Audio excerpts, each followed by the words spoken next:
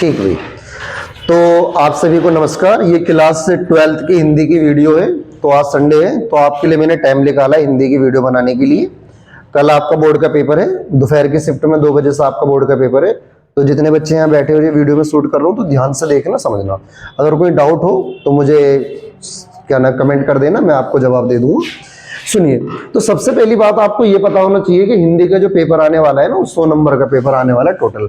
और 100 नंबर के पेपर में क्या क्या चीजें आ रही है और किन किन बातों को तुम्हें ध्यान रखना है, इन चीजों का। तो 100 नंबर के पेपर में सबसे पहली चीजें तुम देख रहे हो, गद्य और पद के बहुविकल्प आएंगे जो आपके 10 नंबर के आएंगे एमसीक्यू में। 10th क्लास में ओएमआर सीट दी जाती है, लेकिन 12th में ओएमआर सीट नहीं होती है। तो 5 नंबर के गद्य के बहुविकल्प क्वेश्चन आएगा, 5 नंबर के पद के बहुविकल्प क्वेश्चन आएंगे। इनके आंसर आपको उसी क्वेश्चन आंसर सीट में करना है जो आपको कॉपी दी जाएगी, उसी में आपको आंसर सीट का आपको जवाब देने हैं। इनमें किन किन तरह के एमसीक्यू क्वेश्चन आ सकते हैं ये चीजें मैं बता दूं, बैठ जाओ भी ध्यान से, है ना। तो गद्य और पद के जो इतिहास के जो क्वेश्चन आंसर जो आएंगे उनका आपको जवाब देने के लिए क्या क्या बात ध्यान रखनी है। आपने सुना होगा मुंशी प्रेमचंद के ना महत्वपूर्ण उपन्यास है, गोदान, गबन, सेवा सदन, निर्मला, ये उनके महत्वपूर्ण उपन्यास है। ऐसी जयशंकर प्रसाद की कुछ महत्वपूर्ण रचनाएं, तितली हो गई, इरावती हो गई, कंकाल हो गई, ये जयशंकर प्रसाद की महत्वपूर्ण रचना है। ऐसी है रामदयाल सिंह दिनकर की रचना, फोन बंद कर दो भाई। ऐसी रामदयाल सिंह दिनकर की महत्वपूर्ण रचना है। रामदयाल सिंह दिनकर की महत्वपूर्ण रचना क्या है, उर्वशी हो गई, रेणुका हो गई, कुरुक्षेत्र हो गई, ये रामदयाल सिंह दिनकर की महत्वपूर्ण रचना है। इनके एमसीक्यू पढ़ने के लिए क्वेश्चन बैंक में एमसीक्यू दे रखे हैं और पदांश की व्याख्या आएगी आपको। तो ये जो व्याख्या आएगी, इस व्याख्या में 2 आएगी गद्यांश की, और दोनों के बीच में अथवा लिखा रहेगा, दोनों में से एक करनी है। और एक व्याख्या पे 5 प्रश्न आते हैं जो 5 प्रश्न आधारित होते हैं। 2-2 नंबर का एक प्रश्न होता है, 5 प्रश्न आपके 10 नंबर के हो जाएंगे। पहला क्वेश्चन होता है संदर्भ, जिसमें आपको पाठ का नाम और लेखक का नाम लिखना पड़ता है। जो आप महत्वपूर्ण जीवन परिचय पढ़ोगे ना 5-4, उन्हीं की आपको पूरे चैप्टर की रीडिंग लगा लो। जब उन्हीं चैप्टरों की आप रीडिंग लगा लोगे तो आप समझ जाओगे कि हाँ भाई इन्हीं चैप्टर से वो पदांश पूछा गया है। और उसमें 5 क्वेश्चन आएंगे।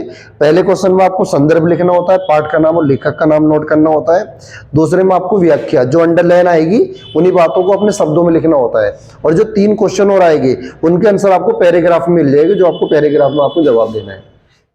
ऐसी पदांश की व्याख्या होती है। ये व्याख्या समझने के लिए मैंने कुछ महत्वपूर्ण चैप्टरों के शीर्षक लिख दिए और उनके बता दिए। एक है हीरानंद सजीदानंद हीरानंद वात्सल्य यज्ञ, और इसके जो शीर्षक है वो है आपके हिरोशिमा। तो इसमें छाया मानव, तो इसमें कौन सी बातें चली गई सीरीज, जब से पढ़ोगे आप तो समझ में आ जाएगा। इसमें वो क्या नाम है, जब अमेरिका और जापान का जब युद्ध हुआ था, उसमें हिरोशिमा जो इलाका है वहां पर जो अमेरिका ने परमाणु बम गिराए थे, तो परमाणु बम गिरने से वहां पर जो तहस नहस हो गया था, तो उस परमाणु बम की तुलना ना सूर्य के प्रकाश से करी गई है। और ऐसा लगता है कि जो सूरज ही हमारा उस धरती पर आ गया। तो इसमें ये वाली व्याख्या आपको समझने के लिए मिलेगी सारी चीजें। ऐसे एक रामदयाल सिंह दिनकर की है अभिनव मनुष्य, ये आज की दुनिया विचित्र और नवीन। इसमें ये वाली बातें बोली गई है कि आज की जो दुनिया है वो नई भी है और पुरानी भी है। इसमें नए विचार भी है, पुराने विचार भी है। इसमें साइंस के बारे में कुछ बातें बोली गई है कि जो शिशु है अभी तो अज्ञान है, तुझे अच्छे और बुरे की समझ नहीं है। यदि तू समझ होती है अच्छे और बुरे की तो ये पता होता कि कोई सी चीजें तुम्हें नुकसान पहुंचा सकती है, इस तरह की। ऐसी महादेवी वर्मा की है ये दीपशिखा और गीत 2 शीर्षक के नाम है। पंथ होने दो अपरिचित, अगर पंथ होने तो अपरिचित आपकी व्याख्या आ जाए पेपर में, तो उसके जो शीर्षक लिखना है आपको वो दीपशिखा लिखना है और गीत 2 लिखना है। और जो उसकी रचयिता है वो कौन है, रचयिता उसकी महादेवी वर्मा है। इसी प्रकार आपके सेकंड है शीर्षक सांदे गीत और गीत 3 में नीर भरी दुख की बदली, ये भी महादेवी वर्मा है। वो अपने आप की तुलना कहती है कि मेरे जो आंसू टपक रहे हैं वो इतने आंसू टपक रहे हैं जैसे बादलों में से पानी टपकता है ना, पानी होता है उसी प्रकार, यानी अपनी तुलना वो बादलों से कर रही है इसमें। सुमित्रा नंदन पंत की एक नौका विहार, जो लगती नाव पार, इसमें नाव के माध्यम से बातें बताई गई है।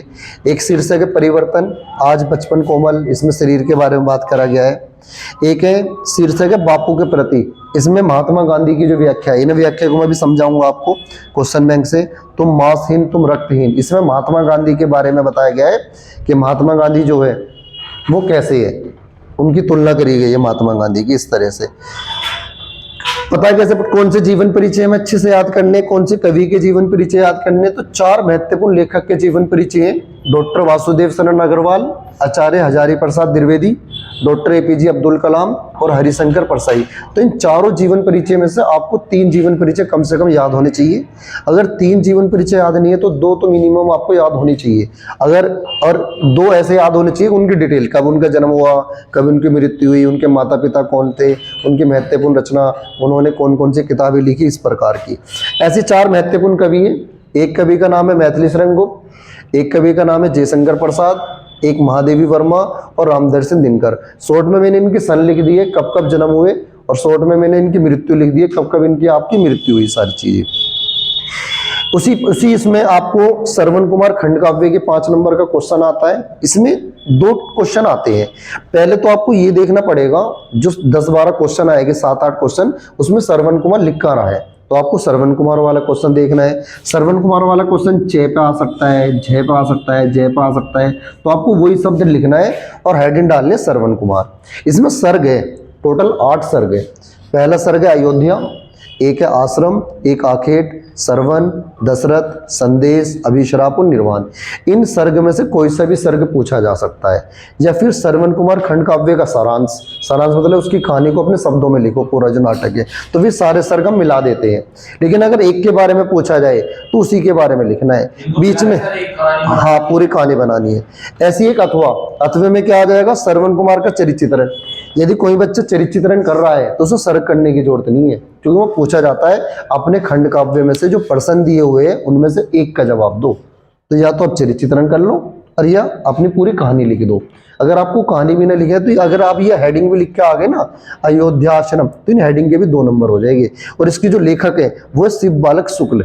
इसके जो श्रवण कुमार खंड काव्य के जो लेखक है शिव बालक शुक्ल है। सारी चीजें मुझे लग रहा समझ में आ जाए। श्रवण कुमार खंड काव्य की जो कहानी क्या है मैं अपने शब्दों में एक बार बता देता हूँ, अगर किसी को सुननी हो जाननी हो तो आप समझ जाओगे। तो श्रवण कुमार जो खंड काव्य की शुरुआत होती है, अयोध्या के जो राजा है दशरथ, वो अपने महल में विश्राम कर रहे हैं। उन्हें एक स्वप्न आता है, उस स्वप्न में उन्हें आखेट की इच्छा होती है कि वो जाके शिकार करेंगे, और अपने सपने को पूरा करने के लिए वो उठते हैं और सारथी के साथ जो रथ चलाने वाला होता है उसके साथ वो वहाँ पर जाते हैं, जंगल की तरफ प्रस्थान करते हैं। और जब जंगल की तरफ प्रस्थान करते हैं तो जाने के बाद वो उसी जंगल में श्रवण कुमार जो अपने माता पिता का आज्ञाकारी पुत्र है, उसी जंगल में अपने माता पिता को विश्राम करा रहा है। और उनके माता पिता को प्यास लगती है, प्यास से व्याकुल होते हैं और वो कहते हैं हमारे लिए जल की व्यवस्था करो। और उस सरयू नदी तट पर वो एक घड़ा से लेके, मटका से लेके वो वहाँ पर जाते हैं। और वहीं पर दशरथ एक पेड़ के पीछे छिप जाता है शब्द बेनी बांध लेके, और वो ये सोचता है कि जैसे ही कोई जानवर इस नदी के किनारे पानी का सेवन करेगा, पानी पिएगा, तुरंत में शब्द बेनी बांध छोड़ दूंगा, और जहाँ भी जानवर की ये पानी पीने की आवाज़ महसूस होगी वो जाकर उस जानवर को लगेगा, और जो मेरी शिकार करने की इच्छा है वो मेरी पूरी हो जाएगी। लेकिन उस नदी के पास में कोई जानवर तो आता नहीं है। उस नदी के पास में कौन जा रहा है आपका, श्रवण कुमार जाता है। जैसे ही वो घड़े में मटका सा डालता है, उसमें पानी की आवाज़ आती है बढ़ने की, तो दशरथ को लगता है कि कोई जानवर पानी पी रहा है। तुरंत वो शब्द बेनी बांध छोड़ देता है, और शब्द बेनी बांध जाते हुए किसे लगता है, श्रवण कुमार को लगता है, और तुरंत मूर्छित हो जाता है, बेहोश हो जाता है। तो दशरथ को एहसास हो जाता है किसी जानवर की आवाज़ नहीं है, किसी मानव की आवाज़ है। उसके पास जाता है, सारथी भी वहाँ पहुँचता है। वहाँ पे लिखा रहता है अपने शब्दों में सारांश लिखो, तो इसमें जरूर नहीं है बिल्कुल सीक्वेंस में ऐसे लिख रहा हो, आप इसमें अपने शब्द भी जोड़ के कहानी लिख सकते हो। तो दशरथ वहाँ पहुँचता है और उसकी मूर्छित अवस्था को देखता है और उससे क्षमा मांगता है, माफ़ी मांगता है, अपना परिचय देता है, मैं अयोध्या का राजा दशरथ हूँ। तो उसमें क्या होता है, वो उसे माफ कर देता है, कहता है कि आपको माफी मांगनी तो मेरे अंधे माता पिता से मांगो जो प्यास से व्याकुल है, सबसे पहले उन्हें आप जाके पानी पिलाओ। तो उनके लिए पानी के लिए लेके चला जाता है। तो उन्हें एहसास हो जाता है श्रवण कुमार को कि ये अपरिचित व्यक्ति है। वो अपना परिचय बताते हैं, उन्हें समझ जाते हैं वो अयोध्या के राजा है। फिर श्रवण कुमार के माता पिता श्रवण कुमार के पास आते हैं, दशरथ लाता है, और ऐसे ही उन्हें एहसास होता है कि हमारा पिता इस अवस्था में है। तो अभिश्राप देते हैं कि जिस प्रकार हम प्राण त्यागने वाले हैं, एक समय ऐसा आएगा कि आप भी अपने प्राण त्यागोगे, इसी स्थिति में त्यागोगे। वो बहुत माफ़ी मांगता है कि वो कहता है ऋषि मुनि के जो शब्द होते हैं ना वो वापस नहीं आते हैं, ये अभिश्राप जो लग चुका है। हाँ भाई, ये होगा कि जिस पुत्र के कारण आपकी दुर्दशा खराब होगी, जो स्थिति खराब होगी, मृत्यु होगी, वो पुत्र आपके जग में बहुत ज़्यादा नाम करेगा। वो वापस अपने महल में पहुंच जाते हैं। इस स्थिति के बारे में किसी को नहीं बताते हैं, वो विश्राम करते हैं। वो एक समय ऐसा आता है कि जब राजा राम को 14 साल का वनवास होता है और उनके कारण उनकी क्या हो जाती है, मृत्यु हो जाती है। तो वहां जो अभी श्राप लगा है वो उनका भी श्राप लगा है जो श्रवण कुमार के माता पिता उन्होंने वहां पर दिया था। तो इस कहानी का सारांश इस तरह से। और जो चरित्र चित्रण लिखा जाएगा तो चरित्र चित्रण में हेडिंग होती है, जैसे हम श्रवण कुमार का चरित्र चित्रण लिख रहे हैं तो उसमें लिखो आज्ञाकारी, तो पहला आज्ञाकारी के बारे में बताओ, आदर्श पुत्र, तो इस तरह से हेडिंग बना के, हेडिंग बना के उनका वर्णन करना होता है। इसी प्रकार एक कहानी आती है आपकी पंचलाइट, एक है बहादुर, इन दोनों में से एक कहानी है, दोनों का सारांश लिखना पड़ता है अपने शब्दों में। तो कहानी भी मैंने बता रखी है आपको और आपने भी पढ़ रखी होगी, कहानी बहुत आसान होती है, पंचलाइट और बहादुर कहानी ये, ठीक है ना। पत्र कैसे लिखने होते हैं, पत्र आपका 9 नंबर का आता है, मैंने यहाँ लिख रखा है कौन कौन सी चीजें कितने कितने नंबर की आती है, सारी चीजें। कहानी और खंड काव्य 5-5 नंबर का, टोटल 10 नंबर का आता है।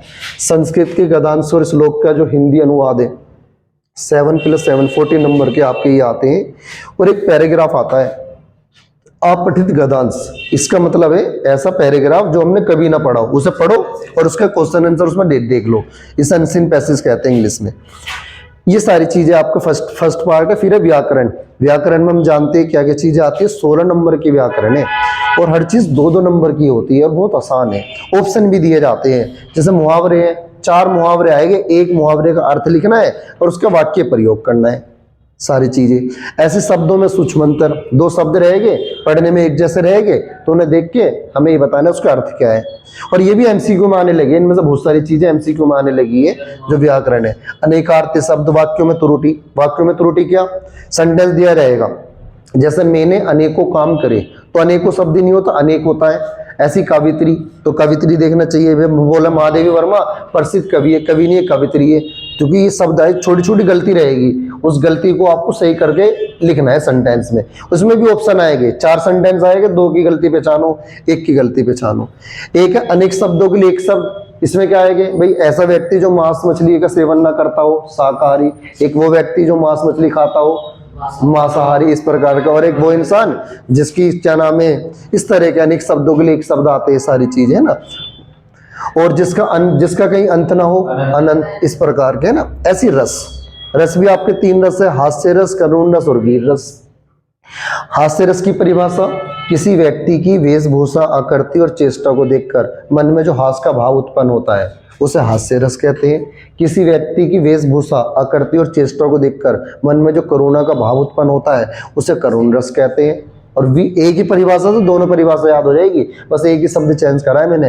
हास्य रस की परिभाषा में क्या बोला है, किसी व्यक्ति की वेशभूषा, आकृति और चेष्टा को देखकर मन में जो हास्य का भाव उत्पन्न होता है उसे हास्य रस कहते हैं। और करुण रस में किसी व्यक्ति की दीन दुखी स्थिति को देखकर मन में जो करुणा का भाव उत्पन्न होता है उसे करुण रस कहते हैं। वीर रस की परिभाषा क्या है, सुनो भी ध्यान से भी। हाँ, युद्ध अथवा किसी कठिन कार्य को करते समय, युद्ध अथवा किसी कठिन कार्य को करते समय या किसी साहसिक कार्य को करते समय मन में जो वीरता का भाव उत्पन्न होता है उसे हम वीर रस कहते हैं। इनके एक एक लाइन के उदाहरण याद कर सकते हो आप, 2 नंबर का आता है। इनमें भी अथवा आता है लिखा हुआ, यहाँ देखो भी ध्यान से पवन, इनमें भी अथवा लिखा आता है, बीच में 2 आएंगे, 2 में से हमें 1 करना पड़ता है। ऐसी अलंकार, अनुप्रास अलंकार, यमक अलंकार, उपमा अलंकार। अभी अनुप्रास अलंकार क्या है, जहां पे वर्णों की आवर्ती, पुण्यवर्ती बार बार रिपीट होती है। सुनो होगा रघुपति राघव राजा राम, इसमें रह रहे शब्द आ रहा है, इस प्रकार से ना। ऐसे यमक अलंकार होता है, उपमा अलंकार, जब एक ही शब्द आए और उसके 2-2 अर्थ प्रकट होता है। काली घटा का घमंड घटा,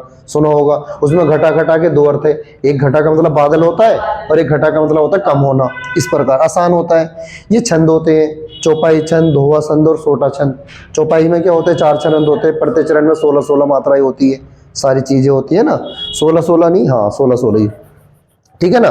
इस प्रकार से ऐसे 2 और सोटा होता है इनके अंदर क्या होता है, 11-11, 13-13, एक इसकी उल्टी होती है। एक परिभाषा याद कर लो और दूसरी परिभाषा उसकी उल्टी हो जाती है।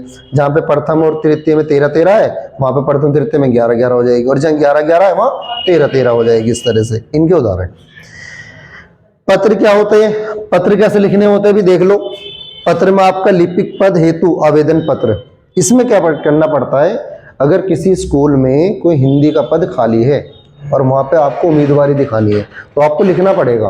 क्या लिखना पड़ेगा, पहले अपने लिखना पड़ेगा नाम। पहले जैसे बायोडाटा होता है ना, जैसे किसी के रिज्यूम होता है, बायोडाटा होता है, उस तरह से लिखना।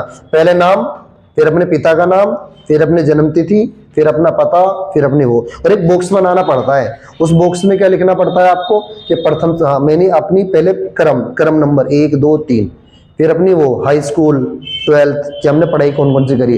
पहले हमने शिक्षण है ना, शैक्षणिक योग्यता, हाई स्कूल करी, इंटर करी या बीए करी। फिर उनकी श्रेणी कि हमने प्रथम श्रेणी में करी, द्वितीय श्रेणी में करी, तृतीय श्रेणी में करी। फिर उनके सब्जेक्ट मतलब हाई स्कूल में मेरे पास कौन कौन से सब्जेक्ट थे, 12th क्लास में मेरे पास कौन कौन से सब्जेक्ट थे, बीए में चाहे आपने करी ना हो, बीए बीकॉम करी ना हो, लेकिन वहां पर आपको जानना चाह रहा है कि आप लिख सकते हो पत्र, नहीं लिख सकते हो सारी चीजें। फिर बीएड भी डाल सकते हो इस तरह से। फिर नीचे लिखना है कि मैंने, ये शुरू में करना है, बायोडाटा शुरू में बनाना है। इसमें ये नहीं लिखना सेवा में श्रीमान श्री, बायोडाटा बनाना है सारी चीजें, और इस प्रकार से लिखना। लिखना भी चाहो सेवा में लिख सकते हो, सेवा में श्रीमान प्रधानाचार्य या सेवा में शिक्षा अधिकारी, इस प्रकार से भी लिख सकते हो। और नीचे लिखोगे यदि मैं जो भी दस्तावेज, जो भी मैं कागज आपको प्रस्तुत कर रहा हूं, यदि उसमें कोई भी त्रुटि पाई जाती है, गलती पाई जाती है, तो मेरी उम्मीदवारी निरस्त कर दी जाए, अर्थात मुझे जॉब पे ना रखा जाए, यानी मुझे जो पद दिया जा रहा है हिंदी का, वो पद मुझे ना दिया जाए, आपका है ना, इस प्रकार से।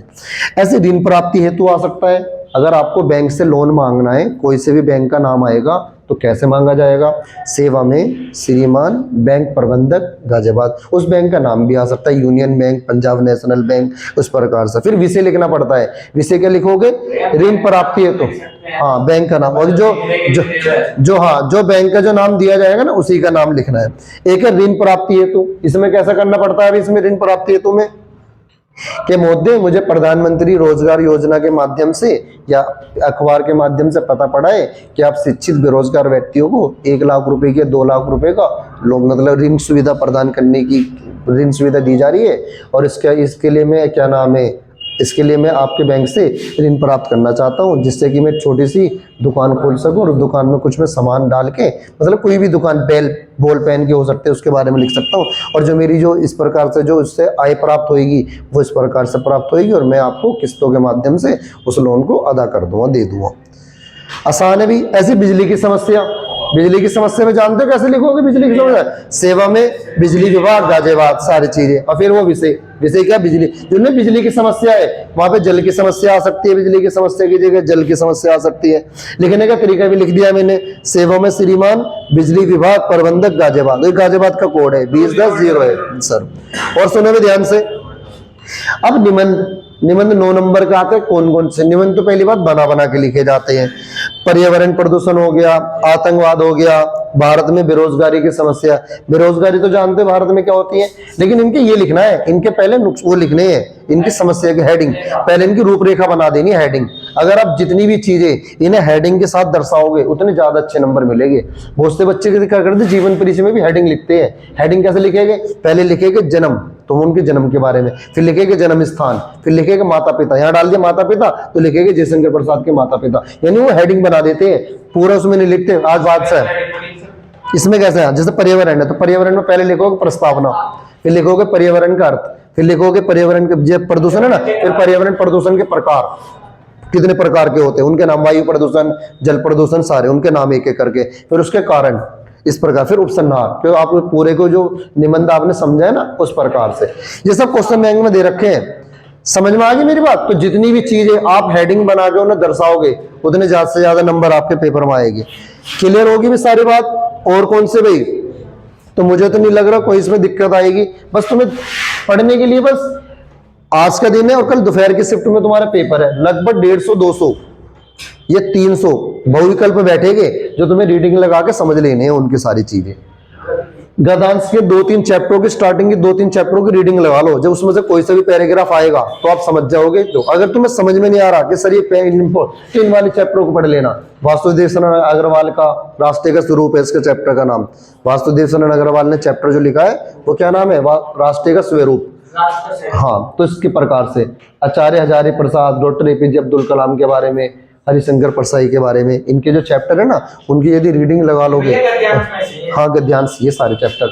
और ऐसे ही है पदांश की ये वाली व्याख्या पढ़ लेना सारी इंपॉर्टेंट इन चैप्टरों की जो मैंने बोली है। सजीदानंद हीरानंद वात्सल्य। किसी को पूरा नाम लिखना ना आता हो तो शॉर्ट में लिख सकते हो, से ही वे और आगे लिख सकते हो। और पेपर में लिखने का तरीका पहले ऐसे लिखोगे, छाया मानव डैश डैश दोपहरी, और फिर उसके बारे में उसका वर्णन करोगे सारी चीजें। क्लियर है बात सारी चीजें। अगर तुम चाह रहे हो तो मैंने समझाऊं तो मैं दूसरी वीडियो बना दूंगा, उसमें इनके एक्सप्लेन कर दूंगा, व्याख्या कर दूंगा, समझ में आ जाएगा। वीडियो देखने के लिए धन्यवाद। समझ में आई होगी वीडियो, ठीक।